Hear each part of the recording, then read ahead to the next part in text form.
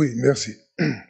En fait, personnellement, entre le discours sur le populisme et le discours sur le colonialisme, je choisis le discours sur le colonialisme.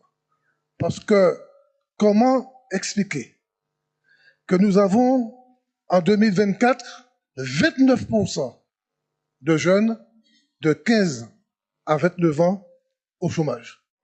Comment expliquer que chaque année, nous avons 4000 personnes qui s'en vont? Comment expliquer qu'on nous parle d'une loi pour le plein emploi et que l'emploi ne cesse de se dégrader en termes de résultats? C'est ça le discours sur le colonialisme que je choisis. Et je voudrais dire au camarade du berger, que j'aime beaucoup, que jeune qui cherche du travail n'est pas un ours qui joue au football et qui se trompe parfois entre ses pieds et ses mains. C'est pas la même chose. Nous avons, de mon point de vue, une situation de schizophrénie. Nous étions ici la semaine dernière où le président du conseil exécutif a pris une initiative légitime parce que c'est la collectivité la plus importante et il faut qu'elle prenne une initiative sur le narcotrafic, où nous avons déploré sans cesse le manque de travail pour les jeunes, le mal développement, l'économie de comptoir. Eh bien, qu'est-ce que nous avons en Martinique?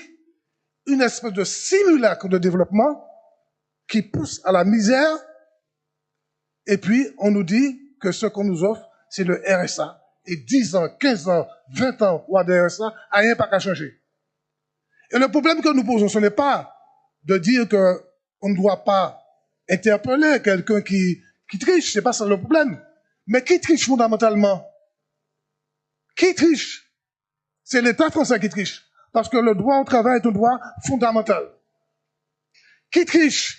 Ce sont ceux qui mettent tous les moyens pour poursuivre les plus faibles et puis votent des lois pour protéger les plus forts.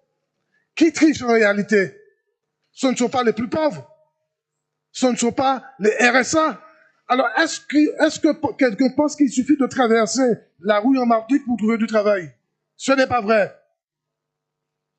Et nous avons beaucoup de jeunes, ou de moins jeunes, qui veulent travailler, qui souhaitent un travail, mais qui ne peuvent pas y aller. Alors, lorsque je dis cela, je ne dis pas qu'il n'est pas nécessaire de rappeler à l'ordre quelqu'un qui triche, quel que soit le niveau. Mais nous ne pouvons pas, en tant que politique, être dans la schizophrénie, à dénoncer les méfaits du système et en même temps à dire oui aux injonctions du système.